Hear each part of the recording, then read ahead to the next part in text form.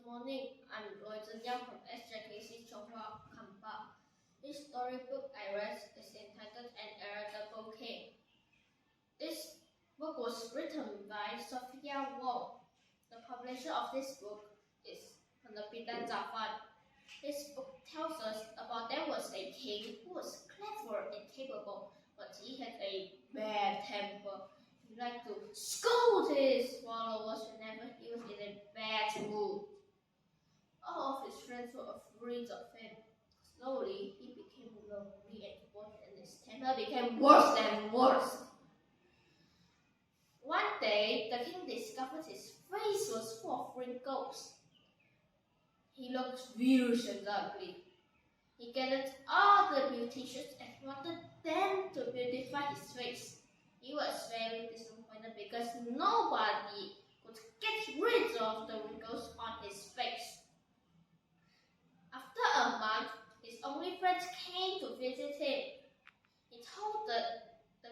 The friends told the king that he had ways to make his face back to normal.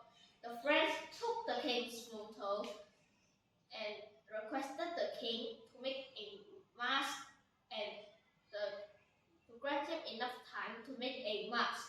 And the king agreed with his request.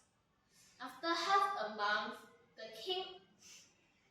friends brought the king with a wax mask. Since the mask was made under extra care, it fitted the king perfectly. If the king wants to make his face returning to normal, the king must follow the friend's request. You need to wear the mask for 2 years. If the mask was spoiled, you need to wear a newer mask for another 2 years. He had more and more friends. Every day, the king was in a good mood and he started joking with his officers. Everyone in the palace was happy. Very soon, it was 2 years after the king took off his mask. The king hardly recognized himself in the mirror. From the image from the mirror, there was a young, tender, affable face in the mirror. The king was happy and would not lose his temper again.